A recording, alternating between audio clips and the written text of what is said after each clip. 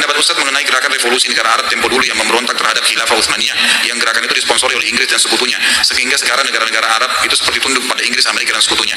Kalau pada saat Utsmaniyah di akhir-akhirnya seperti berdirinya kerajaan Saudi, Utsmaniyah di akhir-akhir zamannya pada tahun mendekati 1900-an ya, abad ke-19 Masehi itu, kan itu Utsmaniyah berubah jadi republika tahun 1924. Kurang lebih tahun 1900-an itu memang sudah banyak terjadi penyimpangan, sampai-sampai kuburan-kuburan para sahabat di Madinah itu sudah dibangun bangunan, ditaruh lampu, orang-orang sudah banyak minta tolong dengan kuburan para sahabat gitu kan.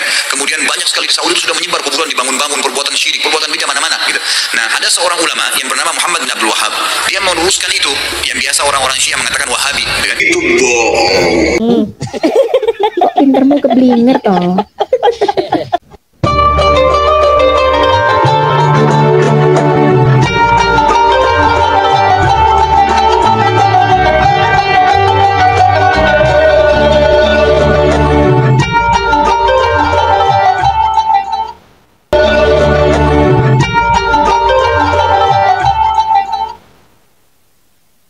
Assalamualaikum warahmatullahi wabarakatuh. Bismillahirrahmanirrahim. Alhamdulillahirabbil alamin wa bihi nasta'in wa ala umuri dunya waddin.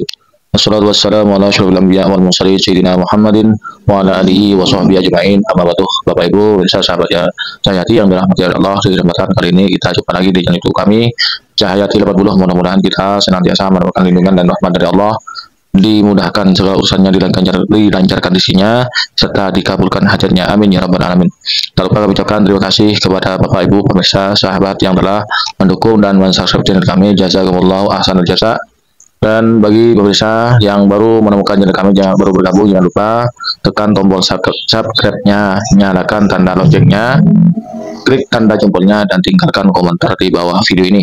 Pendapat Ustaz mengenai gerakan revolusi negara Arab tempo dulu yang memberontak terhadap khilafah Utsmaniyah, yang gerakan itu disponsori oleh Inggris dan sekutunya, sehingga sekarang negara-negara Arab itu seperti tunduk pada Inggris, Amerika dan sekutunya. Kalau pada saat Utsmaniyah di akhir-akhirnya seperti berdirinya kerajaan Saudi, Utsmaniyah di akhir-akhir zamannya pada tahun mendekati 1900-an ya, abad ke-19 Masehi itu, kan itu Utsmaniyah berubah jadi republika tahun 1924. Kurang lebih tahun 1900-an itu memang sudah banyak terjadi penyimpangan, sampai-sampai kuburan-kuburan para sahabat di Madinah itu sudah dibangun bangunan, ditaruh lampu, orang-orang sudah banyak minta tolong dengan kuburan para sahabat gitu kan. Kemudian banyak sekali di Saudi sudah menyebar kuburan, dibangun-bangun, perbuatan syirik, perbuatan bidah mana-mana gitu. Nah, ada seorang ulama yang bernama Muhammad bin Abdul Wahhab, dia meluruskan itu yang biasa orang-orang Syiah mengatakan Wahabi gitu kan. Dia coba luruskan itu, nasihatin orang kembalikan kepada tauhid, nggak boleh gini, ini syirik, nggak boleh terus.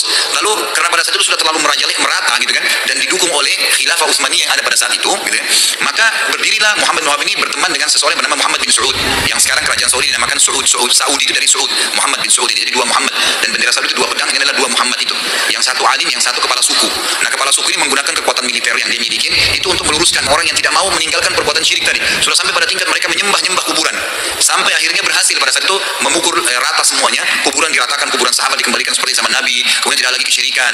Nah, sempat Utsmaniyah pada saat itu sebagian posko-posko militernya membela orang-orang yang buat syirik, terjadilah pecah pada saat itu kan. Jadi di sini jangan dianggap didukung oleh Inggris. Saya pelajari sendiri sejarahnya, kalau di Saudi nggak ada itu. Itu bohong. Jadi si Khalid Basalamah ini berusaha menutup-nutupi sisi kelam dari ajaran Wahabi ini. Jadi sejak kemunculannya sudah bermasalah, banyak menimbulkan masalah ya, banyak membantai umat Islam, ya, merampas hartanya umat Islam, makam-makam para sahabat digusur, diratakan dengan tanah. Video berikut ini akan membantah pembelaan-pembelaan yang dilakukan oleh ustadz-ustadz Wahabi tentang sejarah Wahabi, sejarah kelam Wahabi, termasuk Khalid Basalamah. Mari kita simak videonya. Sebuah gerakan keagamaan lahir dari padang tandus Najd, membawa semangat kemurnian Islam, namun meninggalkan jejak kontroversi dan darah di dua kota suci, Makkah dan Madinah. Namanya Wahabi. Pendukungnya menyebut ini gerakan tauhid, tapi para ulama besar menegaskan, inilah fitnah terbesar abad ke-12 Hijriah. Siapa sebenarnya Muhammad bin Abdul Wahhab? Mengapa para gurunya, bahkan saudaranya sendiri, memperingatkan umat Islam darinya? Benarkah ia bagian dari proyek intelijen kolonial untuk memecah umat Islam dari dalam? Dan yang paling mengejutkan, apakah ia benar-benar punya kemiripan dengan nabi palsu dari masa silam? Simak kisah kelam yang tersembunyi di balik nama besar Wahabi. Sebuah sejarah yang tak banyak diungkap, tapi perlu Anda ketahui. Wahabi adalah salah satu aliran dalam Islam yang dikenal dengan pendekatan tegas, tekstual, dan sangat puritan. Ciri khas utamanya adalah seruan untuk kembali pada Al-Quran dan hadis. Prinsip ini dijadikan dasar utama dalam memahami dan menjalankan ajaran agama dengan penafsiran yang ketat dan penolakan terhadap praktik-praktik keagamaan yang dianggap sebagai bid'ah atau hal-hal baru yang menurut mereka tidak pernah dicontohkan Nabi. Gerakan ini lahir dari semangat menjaga kemurnian tauhid, yaitu keesaan Allah dalam segala aspek. Namun, pendekatan keras ini tidak jarang menimbulkan polemik. Di banyak tempat, paham Wahabi dianggap terlalu ekstrim karena seringkali mengabaikan nilai moderasi dan toleransi dalam menyikapi perbedaan pandangan. Bahkan, dalam beberapa kasus, mereka terkesan mudah menyalahkan amalan dari kelompok muslim lainnya yang sebenarnya memiliki dasar yang kuat dari para ulama. Nama Wahabi tak bisa dilepaskan dari sosok yang jadi pendirinya, Muhammad bin Abdul Wahab bin Sulaiman al-Najdi. Ia lahir di sebuah desa kecil bernama Uyainah yang kini terletak sekitar 70 km dari ibu kota Arab Saudi, Riyadh. Ia dilahirkan pada tahun 1703 Masehi, 1115 Hijriah, dari keluarga yang sangat religius dan berpengaruh. Sebelum dikenal sebagai sosok sentral dalam gerakan Wahabi, Muhammad bin Abdul Wahab berasal dari latar belakang keluarga terpelajar dan religius di Najd yang bermadhab Hanbali. Ayahnya, Syekh Abdul Wahab, adalah seorang ulama terpandang, begitu juga para gurunya. Sejak kecil, ia telah mempelajari Al-Quran dan berbagai cabang ilmu keislaman, seperti fikih, tafsir, dan hadis. Namun, di balik kedalaman ilmunya, ayah dan guru-gurunya sejak awal merasakan ada sesuatu yang berbeda darinya, sebuah kekhawatiran bahwa ia akan menyimpang dalam ajaran agama. Mereka bahkan memperingatkan masyarakat agar berhati-hati terhadapnya. Muhammad bin Abdul Wahab pernah menjadi pedagang dan banyak bepergian ke berbagai wilayah seperti Baghdad, Iran, India, hingga Syam. Dalam salah satu perjalanannya, sekitar tahun 1125 Hijriah atau bertepatan dengan tahun 1713 Masehi, ia bertemu dengan Mr. Hamper, seorang orientalis Inggris yang menyamar sebagai Muslim dan menjadi agen intelijen Inggris di Timur Tengah. Pertemuan ini dianggap sebagai titik awal keterlibatannya dalam proyek Inggris untuk menyebarkan paham baru yang dikenal sebagai Wahabi, sebagaimana Inggris juga pernah mendalangi lahirnya kelompok-kelompok seperti Ahmadiyah dan Baha'i. Sejak saat itu, Muhammad bin Abdul Wahab mulai menyuarakan ajaran yang ia klaim sebagai pemurnian Islam. Namun, metode dan pandangannya menuai banyak penolakan. Ia mengkafirkan kaum muslimin yang melakukan tawasul, ziarah kubur, merayakan maulid Nabi, dan amalan-amalan lain yang sudah diamalkan umat Islam selama ratusan tahun. Bahkan, guru-gurunya sendiri pun ikut dianggap sesat. Salah satu guru seniornya, Syekh Muhammad bin Sulaiman al-Qurdi, menulis surat panjang berisi nasihat agar ia berhenti mudah mengkafirkan kaum muslimin. Ia mengingatkan bahwa menjauh dari kelompok mayoritas umat Islam, As-Sawad al-A'dam, justru merupakan ciri orang yang dekat pada kesesatan. Bahkan, abang kandungnya sendiri, Sulaiman bin Abdul Wahab, seorang ulama Hanbali, menulis buku bantahan berjudul As-Sawa'iqul Ilahiyah fi Raddi 'ala al-Wahabiyah. Dalam suatu dialog, ketika ditanya tentang jumlah orang yang dibebaskan dari neraka oleh Allah selama bulan Ramadan, Muhammad bin Abdul Wahab menjawab bahwa setiap malam Allah membebaskan 100.000 jiwa dan jumlah itu meningkat di akhir Ramadan. Si penanya kemudian mengkritik, jika hanya pengikutmu yang dianggap muslim, maka jumlah mereka tak sebanding dengan angka itu. Siapa sebenarnya umat Islam yang dibebaskan Allah itu? Mendengar pertanyaan itu, ia pun terdiam tanpa jawaban. Meskipun berbagai teguran telah diberikan, Muhammad bin Abdul Wahab tetap pada pendiriannya. Dengan klaim dakwah tauhid dan pemurnian Islam, ia menyebarkan ajarannya di wilayah Najd. Banyak orang awam yang akhirnya tertarik. Salah satu pengikut terbesarnya adalah penguasa Dariyah, Muhammad bin Saud, yang kemudian menjadi mertuanya. Kolaborasi mereka menggabungkan kekuatan agama dan militer, yang kemudian menjadi fondasi berdirinya dinasti Saudi. Muhammad bin Saud sangat tunduk pada arahannya, bahkan ketika disuruh untuk menyerang, membunuh, atau merampas harta umat Islam lainnya, dengan alasan mereka telah syirik selama lebih dari 600 tahun. Dalam keyakinan mereka, membunuh orang-orang musyrik semacam itu adalah jalan masuk surga.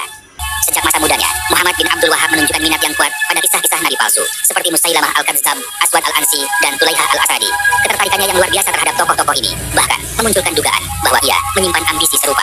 Hal ini diperkuat ketika ia menyebut para pengikut dari wilayahnya sebagai Al-Ansyar, dan mereka yang datang dari luar disebut Al-Muhajirin, seolah-olah sedang membentuk komunitas layaknya zaman Nabi Shallallahu Alaihi Wasallam. Yang mencengangkan, setiap orang yang ingin menjadi pengikutnya harus terlebih dahulu mengucapkan 2 kalimat syahadat di hadapannya, lalu mengakui bahwa dirinya sebelumnya adalah musyrik. Begitu pula kedua orang tuanya. Tak cukup sampai di situ, calon pengikut juga diwajibkan menyatakan bahwa para ulama besar Islam terdahulu telah mati dalam keadaan kafir. Jika semua syarat itu diterima, barulah seseorang bisa dianggap sebagai bagian dari kelompoknya. Namun, jika menolak, maka nasibnya bisa berujung pada kematian. Sikap ekstrem Muhammad bin Abdul Wahab juga terlihat dalam caranya menyikapi posisi Nabi Muhammad Shallallahu Alaihi Wasallam. Dengan alasan pemurnian akidah, ia membiarkan bahkan membenarkan para pengikutnya merendahkan Nabi Shallallahu Alaihi Wasallam. Salah satu pengikutnya pernah berkata secara terang-terangan, "Tongkatku lebih baik daripada Muhammad. Tongkatku bisa membunuh ular, sedangkan Muhammad sudah mati dan tidak lagi berguna." Ucapan yang begitu menghina itu tidak pernah dibantah olehnya. Bagi para pengikutnya, Muhammad bin Abdul Wahab tak ubahnya seperti seorang nabi. Mereka mematuhi segala perintahnya, sementara pengaruhnya semakin meluas. Bersama sekutunya, Muhammad bin Saud, ia mulai menyebarkan gerakannya dengan misi menghapus amalan-amalan tradisional umat Islam seperti tawasul, ziarah kubur, dan peringatan maulid Nabi. Langkah mereka bukan hanya sebatas dakwah, melainkan juga disertai tindakan brutal dan perusakan. Puncak dari kekerasan ini terjadi pada tahun 1802 ketika kelompok Wahabi menyerbu kota Karbala di Irak, tempat dimakamkannya cucu Nabi Shallallahu Alaihi Wasallam, Sayyidina Husain bin Ali. Mereka membantai penduduk dan menghancurkan makam karena dianggap sebagai sumber kesyirikan. 2 tahun kemudian, mereka menyerang Madinah. Mereka meratakan kubah di atas makam Nabi Muhammad Shallallahu Alaihi Wasallam dan menghancurkan hiasan-hiasan di sekitar Hujrah Al-Nabawiyah. Tak berhenti di sana. Pada tahun 1806, mereka berhasil memasuki Makkah. Di kota suci itu, mereka merusak iswah Ka'bah yang dibuat dari sutra, menghancurkan puluhan kubah di pemakaman Ma'la, termasuk kubah tempat kelahiran Nabi Shallallahu Alaihi Wasallam, Abu Bakar As-Siddiq, Sayyidina Ali, dan Sayyidatuna Khadijah. Mereka bahkan menghancurkan masjid-masjid yang pernah dibangun oleh orang-orang saleh, serta tempat-tempat yang dihormati umat Islam. Lebih tragis lagi, penghancuran tersebut dilakukan dengan sorak sorak-sorai, nyanyian, iringan bunyi tabuk, dan gendang. Mereka mencaci maki para penghuni kubur. Bahkan, ada yang tanpa malu buang air kecil di atas makam kaum syalih. Bangkitnya gerakan Wahabi di Jazirah Arab tak hanya menimbulkan gejolak pemikiran dalam dunia Islam, tapi juga menyulut kemarahan kekhalifahan Utsmaniyah. Sultan Mahmud II yang saat itu memimpin dari Istanbul memerintahkan pasukan di Mesir yang dipimpin Muhammad Ali untuk menumpas gerakan ini.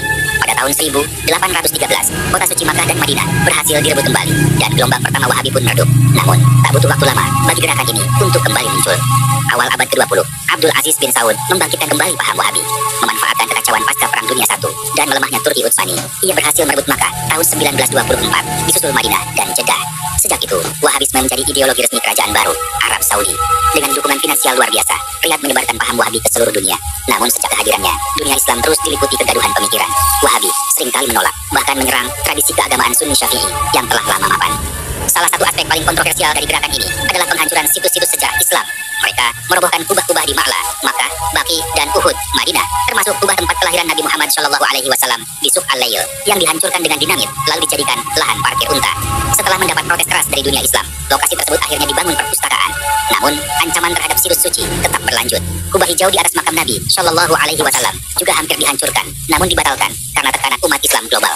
Bahkan, makam Ibrahim sempat direncanakan untuk diratakan, tetapi rencana itu pun akhirnya dibatalkan karena gelombang penolakan dari umat. Sayangnya, upaya modernisasi kota suci malah menjadi dalih penghancuran. Lebih banyak situs sejarah Rasulullah SAW dan para sahabat, rumah tempat Nabi menerima wahyu dan menyaksikan kelahiran anak-anaknya hingga wafatnya Khadijah radhiyallahu anha. Kini tinggal kenangan. Tempat kelahiran Nabi pun dikabarkan akan digusur demi pembangunan tempat parkir. Menurut Sami Alawi, seorang pakar arsitektur Islam, sejarah Makkah sedang menuju akhir. Setidaknya 300 situs bersejarah telah dimusnahkan dalam 50 tahun terakhir. Sejak Arab Saudi berdiri pada 1932, sebagian besar warisan sejarah Islam telah lenyap. Ironisnya, sementara peninggalan Rasulullah dan para sahabat dihancurkan, ratusan juta dolar justru dihabiskan untuk menggali dan mempromosikan peninggalan pra-Islam. Proyek arkeologi besar-besaran itu seakan ingin membuktikan bahwa era jahiliyah lebih maju dari masa Islam awal. Ini mengaburkan fakta sejarah dan menimbulkan kebingungan di masa depan. Lebih dari sekadar gerakan dakwah, Wahabi tumbuh sebagai ideologi yang keras dan eksklusif. Para juru dakwahnya dikenal ekstrim, gemar melabeli sesama muslim sebagai kafir, syirik, atau ahli bid'ah hanya karena perbedaan pendapat. Mereka menolak menghargai jasa para ulama Islam selain dari kalangan mereka sendiri. Di Indonesia, gerakan ini bahkan menyimpan kebencian terhadap para wali songo, tokoh kunci dalam penyebaran Islam di Nusantara. Semangat Wahabi yang kaku dan radikal jelas bertolak belakang dengan pendekatan damai, penuh kearifan dan kebudayaan yang dibawa para ulama dahulu. Kaum Wahabi kerap menyudutkan ajaran para wali songo di Nusantara. Mereka menuduh dakwah para wali itu tercampur unsur Hindu dan Buddha. Namun, justru berkat para wali itulah 90% penduduk Indonesia hari ini memeluk Islam. Pertanyaannya, mampukah Wahabi mengislamkan yang 10% sisanya? Bahkan, menjaga yang sudah ada saja, mereka tak mampu, apalagi mengembangkannya. Ironisnya, mereka justru mudah mengkafirkan kaum muslimin yang jelas-jelas bertauhid. Seandainya bukan karena rahmat Allah yang mengutus para wali songo, mungkin sebagian besar dari kita masih dalam keyakinan animisme, menyembah berhala, atau belum mengenal Islam sama sekali. Mereka mengklaim hanya berpegang pada Al-Quran dan Sunnah, tapi sejarah mencatat gerakan ini menorehkan noda kelam di Makkah dan Madinah. Pada tahun 1805, ribuan orang, termasuk para ulama syalih, wanita, dan anak-anak, dibantai di wilayah Hijaz atas nama memberantas bid'ah. Mereka bahkan nyaris menghancurkan makam Nabi SAW. Mereka menyebut nama Saudi untuk tanah suci, nama keluarga kerajaan yang justru merupakan bid'ah dalam bentuknya yang paling nyata. Rasulullah Shallallahu Alaihi Wasallam telah mewanti-wanti dalam hadis-hadis syahih tentang munculnya fitnah dari arah timur, dari Najd, tempat asal Muhammad bin Abdul Wahab. Di sana, kata Nabi, akan muncul tanduk setan, dan dari sana pula fitnah besar akan menyebar. Mereka adalah orang-orang yang membaca Al-Quran, namun tak melewati tenggorokannya, artinya tidak meresap ke dalam hati. Mereka keluar dari agama seperti anak panah melesat dari busurnya, dan tak akan kembali. Nabi juga menyebutkan ciri-ciri mereka. Kepala gundul. Ini sangat identik dengan praktik yang diterapkan Muhammad bin Abdul Wahab kepada para pengikutnya. Mereka tidak boleh meninggalkan majelisnya tanpa mencukur habis rambut kepala mereka. Ulama besar, Sayyid Abdurrahman Al-Ahdal, sampai berkata, tak perlu repot menulis buku untuk membantah ajaran Wahabi, karena hadis Nabi Shallallahu Alaihi Wasallam sendiri sudah cukup menjadi bantahan paling kuat. Dalam kitab Jala'uz Zolam, Sayyid Alwi bin Ahmad Al-Haddad meriwayatkan hadis dari Abbas bin Abdul Muthalib tentang akan munculnya seorang lelaki dari lembah Bani Hanifah di abad ke-12 Hijriah. Ia digambarkan sombong seperti sapi jantan, sering menjilat bibir dan menghalalkan darah serta harta kaum muslimin. Siapa tokoh itu? Para ulama menyebut tak lain adalah Muhammad bin Abdul Wahab, pendiri Wahabisme. Bani Hanifah juga merupakan kaum dari Musailamah Al-Kadzdzab, nabi palsu zaman Rasulullah. Maka, tidak heran bila sebagian ulama menyebut dua tanduk setan itu adalah Musailamah dan Muhammad bin Abdul Wahab. Banyak yang belum tahu bahwa istilah Wahabi pertama kali dicetuskan bukan oleh umat Islam, melainkan oleh seorang mata-mata kolonial Inggris bernama Hamfer. Dr. Abdullah Muhammad Sindi mencatat bahwa Hamfer adalah agen intelijen Inggris yang secara aktif ikut membidani lahirnya sekte Wahabi. Tujuannya jelas, melemahkan umat Islam dari dalam dengan cara menciptakan friksi dan konflik internal melalui isu-isu takfir, bid'ah, dan syirik terhadap sesama muslim. Dengan mengusung slogan pemurnian akidah, gerakan ini justru membawa misi pecah belah. Mereka menyulut permusuhan terhadap kaum muslimin yang tidak sejalan. Bahkan ulama-ulama yang telah berjasa besar dalam peradaban Islam pun tak luput dari celaan. Yang menarik dan sekaligus memprihatinkan, gerakan ini kini mengklaim diri sebagai bagian dari Ahlus Sunnah wal Jamaah, Aswaja. Klaim ini sontak mengundang tanya, sejak kapan Wahabi berubah menjadi Aswaja? Sebab, meskipun mereka mencoba mengenakan label Ahlus Sunnah, ciri-ciri Wahabi mereka tetap terlihat jelas. Kaku dalam pemahaman, alergi terhadap perbedaan, mudah mengkafirkan, serta abai terhadap tradisi ilmiah yang hidup dalam madhab-madhab besar seperti Syafi'i, Hanafi, Maliki, dan Hanbali. Kontradiksi makin tampak nyata ketika ajaran Wahabi dipertemukan dengan prinsip-prinsip dasar Ahlus Sunnah wal Jamaah, terutama dalam hal akidah, fiqh, tasawuf, dan penghormatan terhadap para ulama, serta warisan sejarah Islam. Dalam artikel Britain and the Rise of Wahhabism and the House of Saud, Dr. Abdullah Muhammad Sindi mengulas kembali sejarah terbentuknya gerakan Wahabi, keterlibatan Inggris dalam penyebarannya, serta kaitannya yang erat dengan dinasti Saudi. Ia menyebut Wahabi sebagai salah satu sekte Islam yang paling ekstrim dan konservatif di era modern. Tak dapat disangkal bahwa Wahabi telah menjadi doktrin resmi kerajaan Saudi Arabia. Menurut Dr. Sindi, sejak awal kemunculannya, Wahabisme dan keluarga kerajaan Saudi telah menjalin hubungan simbiosis yang sangat kuat. Gerakan Wahabi berjasa dalam melahirkan kekuasaan dinasti Saud, dan sebagai balasannya, keluarga Saud memperluas pengaruh Wahabi hingga ke seluruh dunia Islam. Keduanya saling menopang, tanpa satu yang lain tidak akan bisa berdiri. Wahabisme menyediakan legitimasi agama bagi penguasa Saudi, sementara kerajaan memberikan kekuatan politik dan perlindungan untuk keberlangsungan ideologi tersebut. Hubungan ini begitu erat hingga keduanya nyaris tidak bisa dipisahkan. Ciri khas Wahabisme lainnya termasuk larangan peringatan Maulid Nabi Muhammad Shallallahu Alaihi Wasallam, penolakan terhadap kebebasan politik dengan keharusan patuh mutlak kepada pemimpin, pelarangan penuh atas pendirian bioskop, penerapan hukum Islam yang tegas hanya pada rakyat biasa. Sementara kalangan elit nyaris tak tersentuh, kecuali jika ada kepentingan politik. Pembiaran praktik perbudakan yang baru dihapuskan pada 1960. Selain itu, Wahabi memiliki sistem pengawasan ketat. Jaringan intelijen kerajaan bekerja sepanjang waktu untuk mengantisipasi munculnya gerakan oposisi. Tak hanya itu, Wahabisme menunjukkan sikap sangat eksklusif terhadap kelompok-kelompok lain dalam Islam.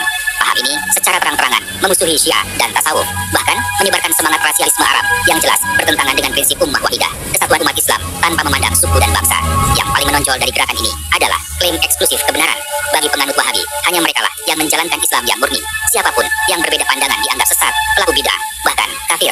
Dengan klaim ini, Wahabisme tak hanya memonopoli kebenaran, tapi juga menciptakan jurang perpecahan di tengah umat Islam. Wahabisme, atau yang lebih dikenal sebagai ajaran Wahabi, muncul pada pertengahan abad ke-18 di Diriyah, sebuah perkampungan terpencil di wilayah Najd, Jazirah Arab. Nama Wahabi diambil dari tokoh pendirinya, Muhammad bin Abdul Wahhab, seorang ulama asal desa kecil bernama Uyainah di Najd. Ia dikenal sebagai sosok yang sangat fanatik dalam pandangan keagamaannya. Dalam kehidupan pribadinya, Ibnu Abdul Wahhab tercatat telah menikahi lebih dari 20 perempuan, meskipun tidak melebihi batas 4 istri secara bersamaan, dan dikaruniai 18 anak. Sebelum memulai gerakan dakwahnya, ia sempat melakukan banyak perjalanan ke berbagai pusat keilmuan Islam, seperti Hijaz, Mesir, Suriah, Irak, Iran, hingga India. Perjalanan ini ia tempuh dalam rangka berdagang, berwisata, sekaligus memperdalam pemahamannya terhadap ajaran Islam. Pengalaman lintas wilayah inilah yang turut membentuk dasar-dasar pemikirannya, yang kemudian dikenal sebagai Wahabisme. Meski Muhammad Ibn Abdul Wahhab dikenal luas sebagai tokoh utama di balik lahirnya Wahabisme, sejumlah catatan kontroversial menunjukkan bahwa kelahiran gerakan ini sebenarnya tidak lepas dari peran tersembunyi kerajaan Inggris. Menurut dokumen yang dikenal sebagai Confessions of a British Spy, memoa yang diklaim ditulis oleh seorang agen rahasia Inggris bernama Hamper, pihak Inggrislah yang merancang dan membentuk ide-ide Wahabisme dengan maksud melemahkan kekuatan Islam dari dalam dan meruntuhkan kekhalifahan Utsmaniyah yang berpusat di Istanbul. Dalam pengakuannya, Hamper mengisahkan bagaimana ia menjalankan misi rahasia di dunia Islam, menyamar sebagai seorang Muslim dengan nama Muhammad. Ketika berada di Basra, Irak, ia berhasil mendekati dan mempengaruhi Ibnu Abdul Wahhab muda. Dengan pendekatan yang halus namun penuh manipulasi, Hamper menanamkan gagasan-gagasan radikal ke dalam pemikiran Ibnu Abdul Wahhab, yakni bahwa umat Islam kala itu telah menyimpang jauh dari ajaran Islam murni, melakukan bid'ah, syirik, dan oleh karena itu layak diperangi. Tak hanya dengan kata-kata, Hamper juga menggunakan bujukan materi. Ia memberikan Ibnu Abdul Wahhab hadiah dan uang, serta menyuntikkan semangat lewat sebuah cerita mimpi rekayasa. Dalam mimpinya, katanya, Nabi Muhammad Shallallahu Alaihi Wasallam mencium kening Ibnu Abdul Wahhab dan menyebutnya sebagai penyelamat Islam. Cerita ini membuat Ibnu Abdul Wahhab menjadi sangat percaya diri dan semakin terobsesi pada ide untuk melahirkan suatu gerakan pemurnian Islam yang kelak dikenal sebagai Wahabisme. Hamper menggambarkan Ibnu Abdul Wahhab sebagai pribadi yang labil, kasar, arogan, bejat moral, dan kurang wawasan. Ia bahkan mengatur agar Ibnu Abdul Wahhab menikahi 2 wanita yang juga agen rahasia Inggris dalam penyamaran. Yang pertama adalah wanita Kristen bernama Safia yang tinggal bersamanya di Basra. Yang kedua adalah wanita Yahudi bernama Asia yang mereka nikahi secara mut'ah di Shiraz, Iran. Sepulang dari perjalanannya, Muhammad bin Abdul Wahab kembali ke Najd dan mulai menyebarkan ajaran kontroversialnya di Uyainah. Namun, pendekatannya yang ekstrim membuatnya ditolak, bahkan oleh kampung halamannya sendiri. Ia diusir karena dakwahnya yang dianggap keras dan menyesatkan. Tak menyerah, ia pindah ke kawasan Diriyah, tempat ia kembali berdakwah. Di sana, ia bertemu kembali dengan sahabat lamanya yang misterius, Hamfer, diduga agen rahasia Inggris, serta sejumlah penyusup lain yang turut menyokong gerakannya dari balik bayang-bayang. Salah satu aksi brutal yang menghebohkan adalah ketika Ibnu Abdul Wahab menghukum mati seorang pezina lokal secara keji. Ia menghantamkan batu besar ke kepala korban di depan umum. Padahal, menurut ajaran Islam yang sahih, hukuman rajam dilakukan dengan batu kecil dan hanya dalam kondisi yang sangat ketat. Para ulama Ahlus Sunnah menolak tindakan berlebihan ini, termasuk ayah dan saudaranya sendiri, Sulaiman Ibnu Abdul Wahab, yang juga seorang ulama terkemuka. Meski mendapat banyak penolakan, bantuan uang dan bujukan dari mata-mata Inggris berhasil menggandeng Muhammad bin Saud, pemimpin Diriyah, untuk bergabung. Pada tahun 1744, terbentuklah aliansi politik, agama, dan kekeluargaan antara keluarga Saud dan Ibnu Abdul Wahab. Aliansi ini menjadi fondasi lahirnya gerakan Wahabi yang masih bertahan hingga kini sebagai kekuatan keagamaan dan politik. Dalam aliansi tersebut, setiap pemimpin keluarga Saud memposisikan diri sebagai pemimpin spiritual, imam, sementara keluarga Wahabi memegang kontrol atas tafsir keagamaan. Dengan keyakinan keras dan semangat jihad versi mereka, kelompok ini menggunakan kekerasan, darah, dan teror untuk menyebarkan Wahabisme ke seluruh jazirah Arab. Didukung oleh bantuan logistik dan persenjataan dari Inggris, pada tahun 1774, mereka membentuk pasukan kecil dari kalangan Badui. Seiring waktu, kekuatan ini berkembang menjadi ancaman besar yang menyebar hingga Damaskus, Suriah. Kekejaman mereka menjadi salah satu fitnah paling kelam dalam sejarah Islam dengan pembantaian massal terhadap warga sipil. Ambisi mereka mencapai puncaknya saat pada tahun 1801 mereka menyerbu Karbala, Irak. Di sana, mereka menghancurkan makam suci Imam Husain bin Ali, cucu Nabi Muhammad SAW, serta membantai lebih dari 4.000 orang dan merampas ribuan unta sebagai rampasan perang. Tindakan ini mengguncang dunia Islam. Tak berhenti di situ, pada tahun 1810, kekejaman kembali terjadi. Mereka menyerang kota-kota di Hijaz, membunuh penduduk tak berdosa, menjarah kafilah haji, bahkan menyerbu kota suci Makkah dan Madinah. Di Makkah, mereka membubarkan para jemaah haji, dan di Madinah, mereka menodai Masjid Nabawi, membongkar makam Nabi SAW, lalu menjual dan membagikan harta serta permata bersejarah milik umat Islam. Kekejaman ini memicu kemarahan besar umat Islam di seluruh dunia, termasuk kekhalifahan Utsmaniyah. Sebagai pelindung tanah suci, Khalifah Mahmud II memerintahkan ekspedisi militer dari Mesir untuk mengakhiri kekuasaan Saudi Wahabi. Tahun 1818 menjadi akhir dari kerajaan Wahabi pertama. Pasukan Mesir yang dipimpin oleh Ibrahim Pasha menyerbu Diriyah, ibu kota kekuasaan Wahabi, dan menghancurkannya hingga rata dengan tanah. Pemimpin Wahabi saat itu, Abdullah bin Saud, bersama 2 pengikutnya, ditangkap dan dibawa ke Istanbul. Di sana, di hadapan umum, mereka dihukum pancung. Sisa-sisa pengikutnya ditawan dan dibawa ke Mesir. Meski kekuasaan fanatik Wahabi berhasil dihancurkan pada tahun 1818, nyatanya riwayat mereka belum berakhir. Dengan dukungan diam-diam dari Inggris, kelompok Saudi Wahabi perlahan bangkit dari keterpurukan. Setelah eksekusi Imam Abdullah al-Saud di Turki, sisa-sisa klan Wahabi justru melihat sesama Muslim dan bangsa Arab sebagai musuh utama mereka. Sebaliknya, mereka memandang kekuatan Barat, khususnya Inggris, sebagai sekutu dan pelindung sejati. Hal ini ditegaskan oleh peneliti Dr. Abdullah Muhammad Sindi. Ketika Inggris menginvasi Bahrain pada tahun 1820 dan mulai memperluas pengaruh kolonialnya di wilayah Teluk, dinasti Saudi Wahabi memanfaatkan situasi ini untuk mendekat dan mencari perlindungan. Momentum kebangkitan mereka dimulai saat Faisal ibn Turki al-Saud, pemimpin Wahabi, berhasil melarikan diri dari penjara di Kairo pada 1843 dan kembali ke Najd. Tak lama setelah kembali, Faisal mulai menjalin hubungan resmi dengan Inggris. Pada tahun 1848, ia mengajukan permohonan dukungan kepada residen politik Inggris di Bushire untuk melegitimasi perwakilannya di wilayah Rusia Oman. Hubungan ini terus berlanjut, dan pada 1851, ia kembali meminta bantuan dari pemerintah Inggris. Puncaknya terjadi pada 1865, ketika kolonel Inggris Louis Pelly dikirim langsung ke Riyadh. Ia diutus untuk membuka kantor perwakilan resmi Inggris dan menyusun perjanjian politik bersama dinasti Saudi Wahabi.